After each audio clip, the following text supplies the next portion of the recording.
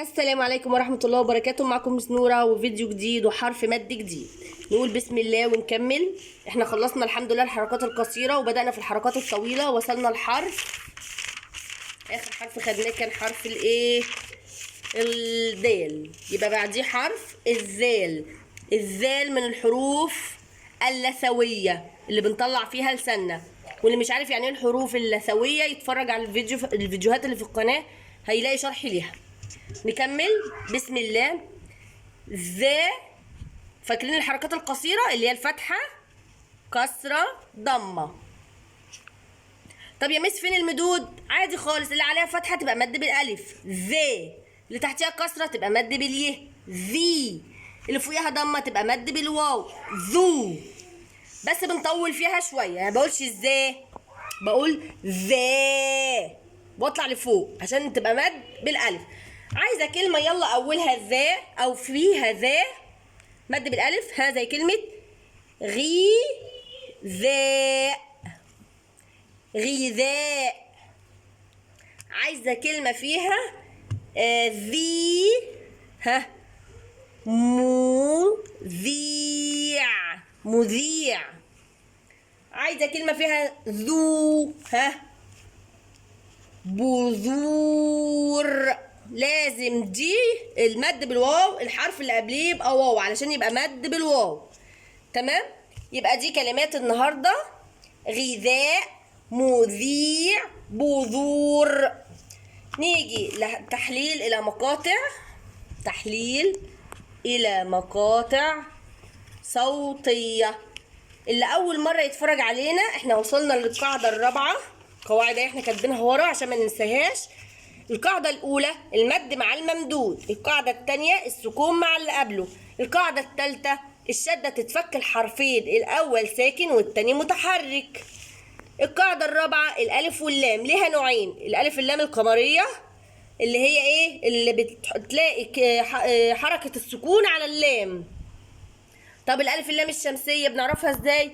اللي بعدها بيبقى فيه شده. وزي ما احنا شرحنا في فيديو قبل كده ازاي نعرف الالف اللام الشمسيه من الالف اللام القمريه، ودي الجمله اللي المفروض نحفظها علشان نعرف ان اي حرف من الحروف الجمله دي تبقى الالف اللام دي ايه؟ قمريه. والحمد لله حللنا الف لام شمسيه وحللنا الف لام قمريه. يلا بينا ناخد كمان واحده شمسيه علشان اللي ما اتفرجش على الفيديوهات اللي قبل كده يفهم ازاي نحلل الكلمات اللي فيها الف لام شمسيه. نقول بسم الله. كلمه مش بقى، الالف اللام الشمسيه تكتب ولا تنطق؟ الساعه. طب يلا يا مس نحلل. اول حاجه بعملها ايه؟ دي عليها شده، احط عليها دايره كده واعملها الحرفين، السين الاولاني والسين التاني. قلنا السين الاولاني بيبقى عليه ايه؟ سكون. طب السين التانية ابص على الشده، عليها فتحه ولا كسره ولا ضمه؟ فتحه، يبقى السين التانية عليها فتحه. طيب السكون دايما بيحب يمسك في اللي قبله، تبقى الالف واللام هي اللي قبل السين السكون، تبقى الالف واللام والسين السكون مع بعض. خلصناها. نيجي للي بعديها. دي سين فتحه وده مد بالالف، ما دام عليها فتحه يبقى اللي وراها مد بالالف على طول، تبقى المد مع الممدود. دي القاعده الاولى لو نفتكرها، مع بعضيهم يبقى العين لوحدها خالص مفيش مشاكل عشان هي حركه بس، ها، الساعة، والت مربوطه لوحدها.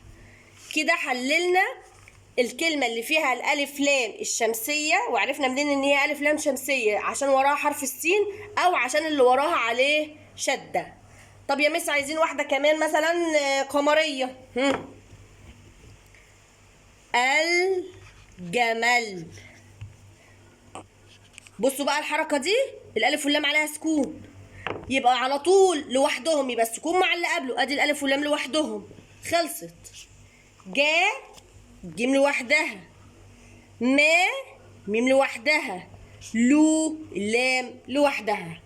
يبقى شفنا الفرق بين الالف واللام اللي بعديها شده بيلزق فيها حرف. لكن الالف واللام اللي فوقها سكون ما بيلزقش وراها حرف. ده الفرق بين الالف اللام القمريه والالف اللام الشمسيه. ناخد كمان واحده، ايه رايكم فيها شده بس علشان نشوف هتعرفوا تحلوها ولا لا. احنا خدناها قبل كده كتير، احنا خدنا ماده وشده. هي يلا بصوا مثلا ناخد كلمه ايه، شد. يلا يا مس، اول ما اشوف ايه شد اعمل دايره وانزل سهمين، ده دال وده دال. الاولاني دايما عليه سكون والتاني عليه، نبص على الشد عليها فتحه يبقى ده عليه فتحه. على طول نفكر السكون مع اللي قبله، يبقى الشين مع الدال، دي عليها فتحه ودي عليها سكون. لسه مين ما اتكتبتش؟ الدال التانيه اللي عليها ايه فتحه، د اهي. اعتقد ان احنا كده ما شاء الله بقينا شاطرين في حل الى مقاطع في الشده والالف اللام القمريه والالف اللام الشمسيه. دي القواعد بتاعتنا، يا رب نحفظها كويس جدا واحنا بنذاكر، ولو اتفرجنا على الفيديوهات اللي فاتت هنفهمها بسهوله جدا. يا رب الفيديو يكون عجب حضراتكم، واللي ما اشتركش في القناه يشترك، والسلام عليكم.